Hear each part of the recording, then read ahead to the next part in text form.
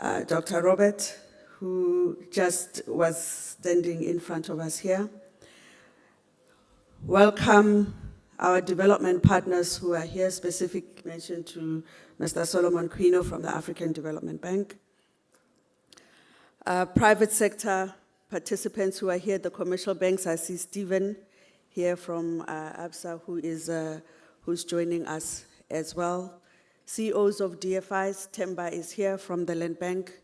Ladies and gentlemen, it is an honor to give this message of support for the vital work that the G20 Development Working Group has been doing under the leadership of the Department of Monitoring and Evaluation in the Office of the Presidency of South Africa.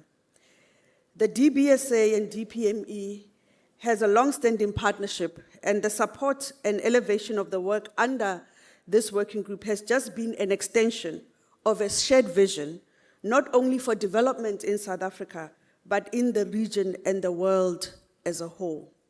We have termed this G20 as a G20 for Africa. As development challenges are mounting, from high debt levels and climate change to geopolitical tensions and a lack of food, water, and energy security, the DWG stands out as a critical platform for advancing a shared development agenda grounded in equity, resiliency, sustainability. Since its inception, the DWG has played a key role in bridging the conversations between advanced and emerging economies, promoting practical cooperation and shared responsibility.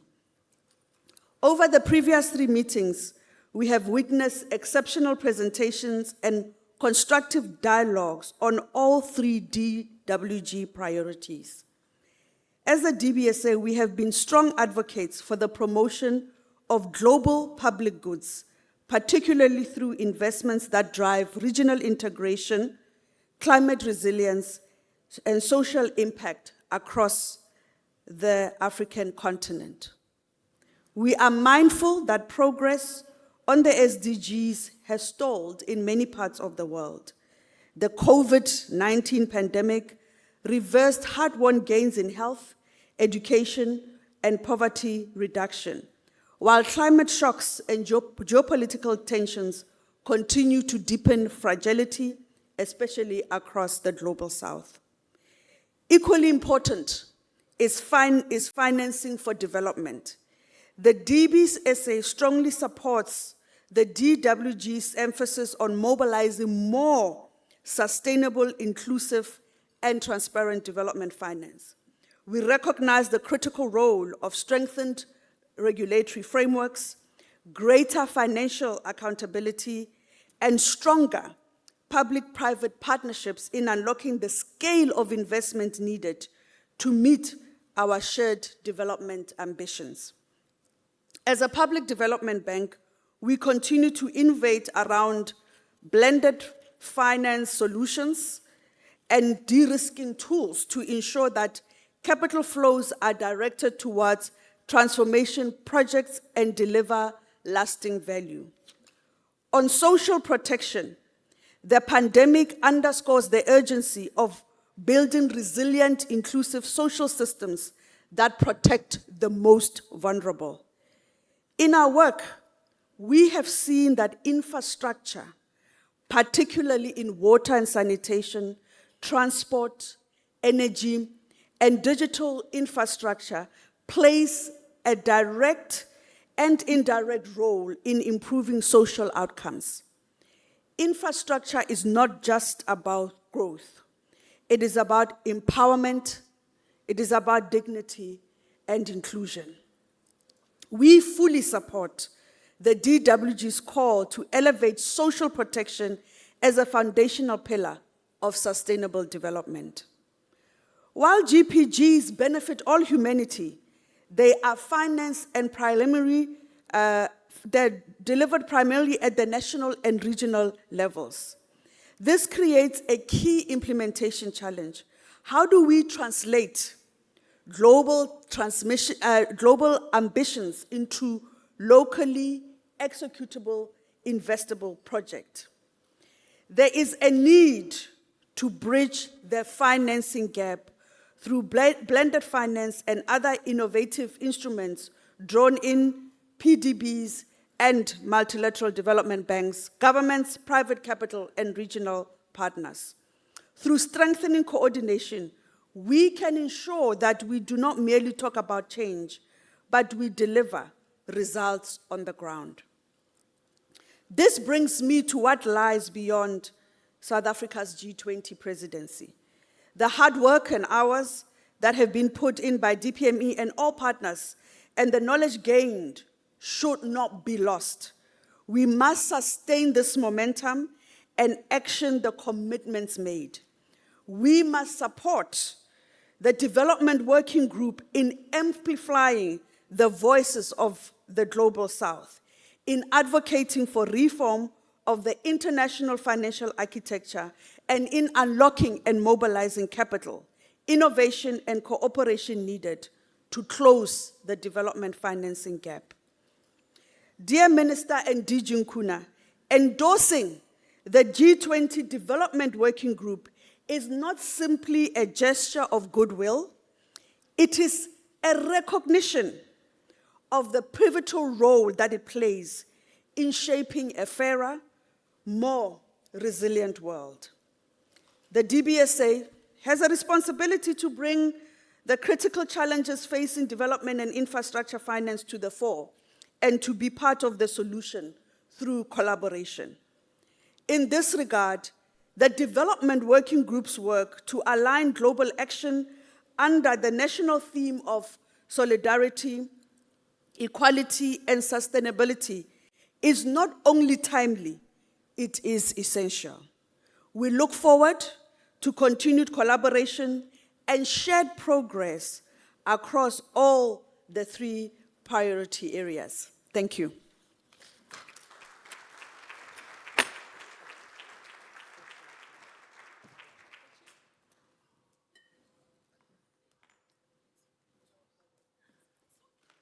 Okay, my apology for the mishap on the table. But let me thank the CEO of our development bank, DBSA. As colleagues said, the CEO also acknowledged the presence of other heads of our DFIs, the CEO of the Land Bank, and also the representatives of the African Development Bank, as so far as I can cast my eyes. But we do have other people from local financial institutions, including the private sector in attendance. And at some point in the course of this exercise, the DBSA is going to host an event which will allow for more mingling amongst those who deal with what matters most, money. Now, having said that, let me take this opportunity to introduce the next speaker, who I must say, now you know who to go to when you decide to jog and go out for 2 kilometers sightseeing, walking. When you meet with some strange characters, now you know who to call, so you are encouraged to walk about and see our country. And when you meet with some scary fellows, there is someone that you can always lean to and call. Now, I take this opportunity to introduce our minister, our provincial minister, responsible for the economy and tourism. So, as I indicated at the start, when we met previously, that we have 9 provinces, and each and every province has its own cabinet. So here in this province called Mpumalanga, which means the place of the rising sun, we also have a minister who is responsible for the economy and tourism. Now, the minister just started 4 days ago, if I'm not mistaken, but she's not new to government, most certainly. She grew up the ranks, so at some point she was an official of government, an employee of government, in her own right. So she brings to this position that experience of having worked for government before she assumed the responsibility as a politician. She has also worked in local government, so she's very familiar with the local sphere of government and served in various structures at the local level.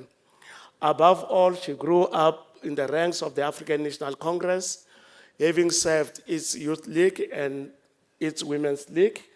So the minister in the province is all rounded, and we now give her an opportunity to greet us, deliver remarks, and also invite the minister to speak. As indicated, the minister will join us. Minister will join us virtually. So her name is Jester Sidel. Over to you, Minister. Thank you.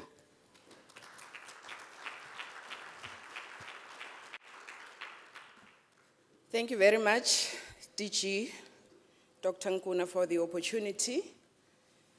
Let me acknowledge and extend my warm greetings to the Honorable Minister in the Presidency responsible for planning, monitoring, and evaluation. That is Ms. Ramokgopa, distinguished delegates of the G20 Development Working Group, esteemed guests, ladies and gentlemen, good morning and a warm welcome to our beautiful province of Mpumalanga. It is a profound honor and a great privilege to welcome the G20 Development Working Group to the heart of Mpumalanga, the place of the rising sun, as the DG has indicated earlier on, what Mpumalanga means to all of us in South Africa as a province. And we must indicate that this is an iconic and majestic setting, the world-renowned Kruger National Park. That's where we are. Mpumalanga, as you know, is a province renowned for its stunning natural beauty, its rich biodiversity, and its vibrant culture. But it is also a province of immense economic potential and a deep commitment to sustainable development. It is fitting that we host this crucial meeting here in a place that perfectly encapsulates the delicate and vital balance between economic growth and environmental preservation. It is no coincidence that Mpumalanga, with its unparalleled natural beauty and world-renowned heritage, has been chosen as the host of the G20 Development Working Group. The work of the G20 Development Working Group is of paramount importance. Your discussions on inclusive economic growth, sustainable development, and poverty reduction are not abstract concepts to us. They are the very cornerstones of our medium-term development plan, which comprises of 3 strategic priorities, which are inclusive economic growth and job creation, reducing poverty and the tackling of high cost of living, and building a capable, ethical, and developmental state. These priorities are designed to guide government's action and resource allocation over the next 5 years. And the minister that I am going to introduce to you this morning has been the engine room in the development of this medium development plan, and is also responsible for the monitoring of the implementation of the said plan. In Mpumalanga,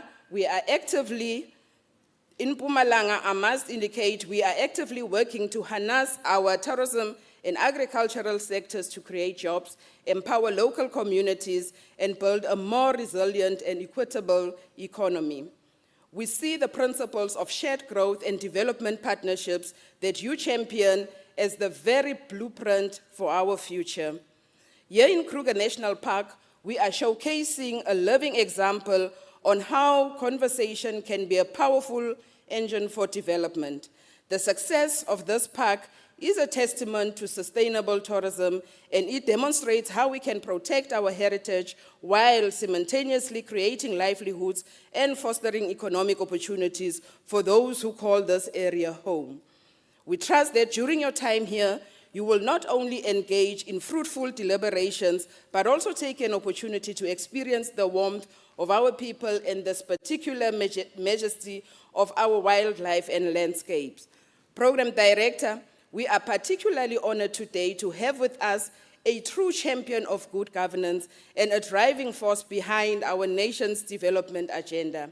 Her leadership is ensuring that government programs are effective, transparent, and responsive, and that it is responsive to critical to our progress as well, Program Director. It is now my honor and privilege to introduce the Honorable Minister in the Presidency for Planning, Monitoring and Evaluation, that is Ms. Maropene Ramokgopa. Minister, we are grateful for your presence and we look forward to your address. Thank you very much, Program Director.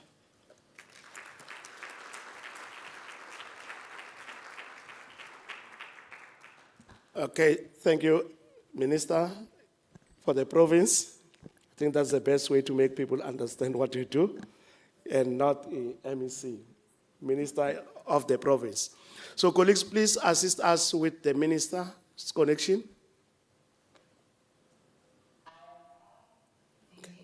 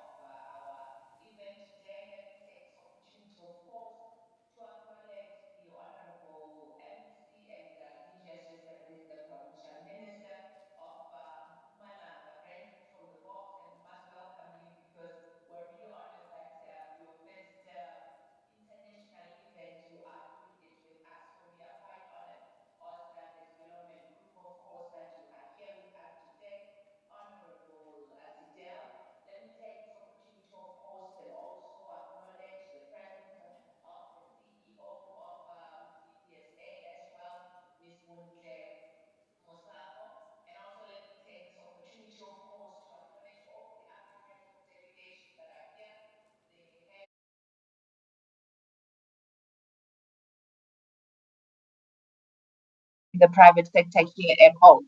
I've heard that there are people from banks such as ABSA. Good morning, ladies and gentlemen, and welcome to the beautiful Mpumalanga, one of the most beautiful game reserve that you can ever have in the world. And I think it is one of the biggest in Africa. I'm honored, of course, to welcome you here this morning at Kruger National Park for the fourth Development Working Group meeting of South Africa's G20 Presidency. It is with profound sense of purpose that this meeting takes place in one of Africa's largest national parks, as I've already said, which distinguishes our nation's rich natural and archaeological heritage and our commitment to sustainable practices. This meeting takes place ahead of the DWG Ministerial meeting that will take place from the 24th to the 25th of July. Therefore, this week is crucial for the advancement of the shared commitment to confront the global development challenges of our time. This week, we gather not just as ministers, officials, and multilateral representatives, but also as stewards of common ambition to building a world which progress does not bypass the most vulnerable. A decade has passed since our heads of state endorsed a bold roadmap for humanity's future, which is the 2030 Agenda. That vision, forged in the spirit of collective responsibility and interdependence, now faces its toughest test. As reaffirmed in the past summits, notably in Rio de Janeiro, the G20 is uniquely placed to respond to the vast and interlinked crisis shaping our world, from economic instability and environmental peril.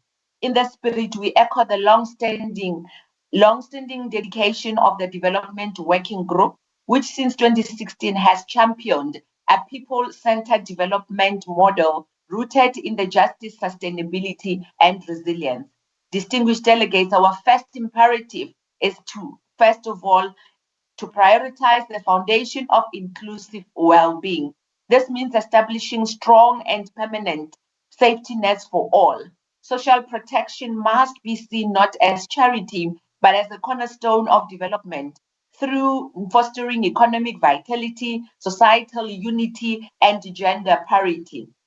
The agency to take action is underscored by the current unacceptable and persistent global gender disparities. For example, according to the UN Women, women on average earn 20% less than their male counterparts.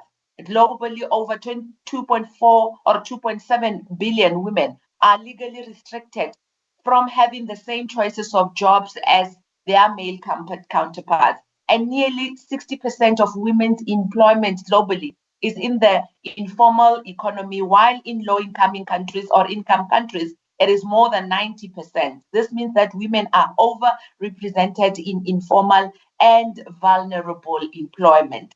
We call for universal access to these systems, guided by international commitments and national ambition. Such efforts must support broader transition, whether to low carbon industries, fair labor markets, or gender equal economies, while acknowledging and fairly compensating invisible care work and extending protection to those who have been historically excluded. We emphasize that these efforts must largely be supported by countries' own fiscal capabilities. Yet we recognize that innovative financing mechanisms and international solidarity have a vital role to play, particularly in helping nations navigate moments to fiscal strains and external shocks. Secondly, we turn our attention to the lifeblood of development, which is public finance. Strengthening domestic resources capacity is non-negotiable. It begins with fair, efficient, and transparent tax system. It also requires resolute action to stop the loss of wealth through illicit financial flows. We endorse the wealth of outcomes of the fourth international conference of financing for development and to commit to the actions it outlines, which includes empowering governments to raise and widely spend revenue, curbing financial opacity, and to also ensuring global tax norms reflect the needs of all and most especially to those of the developing countries. The scourge of IFFS undermines trust, drains essential funds, and destabilizes economies, both in origin and in destination. We urge all partners to embrace comprehensive measures such as automatic data sharing, robust beneficial ownership registries, digital identity tracking, and capacity building for law enforcement and financial regulators alike all over and globally.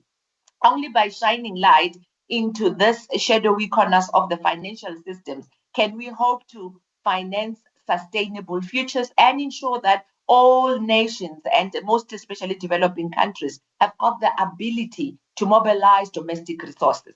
Let us be candid, ladies and gentlemen, and honorable guests as well as distinguished delegates. The international community is not on track.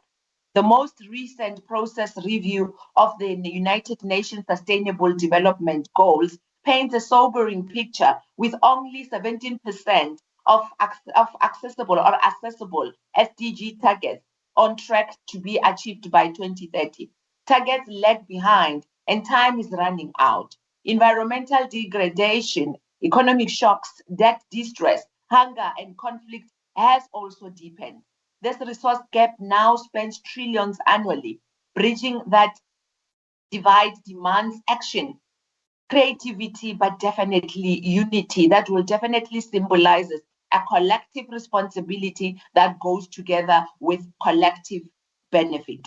Ladies and gentlemen, distinguished delegate, we must reimagine how the world responds to problems that ignore borders. Our era is defined by shared risk, be they pandemics, climate volatility, or technological disruption. Addressing this calls for a new era of cooperation. Global public goods must be treated as a collective responsibility, governed inclusively and supported equitably. We are encouraged by the proposal in the chairperson text that calls for fresh initiative to define principle guiding the fair provision and governance of these goods. Among the emerging ideas are strengthened multilateral order, transparent decision making, differentiated yet shared obligations, and the smart use of technology and innovation. In conclusion, honorable members, distinguished delegates, your excellencies, I reiterate the call I have made in the previous development working group meeting for every delegation to ensure that this meeting pushes forward action and definitely change. As you continue your deliberation today and throughout this whole week, I would like to wish you a productive and successful meeting. I encourage you to be reminded of the overarching theme of South Africa's G20 presidency, which is solidarity, equality, and sustainability, which brings us all together and emphasize our commitment to foster collective action in building a better and sustainable world, and together addressing global development challenges. I wish you a productive, as I've already said, G20 working group, and I look forward to joining you at Kruger National Park. I hope that you will go around and enjoy our country and be able to also see some of our most beautiful animals. I think it will be the big five, most especially because during now in winter, this is where you actually would see the best of the best, because this is the time where the animals actually comes out. Please enjoy yourself, stay safe, and I'll definitely be seeing you when I come on the 24th to the 25th during the ministerial meeting. Thank you very much, and have a wonderful day.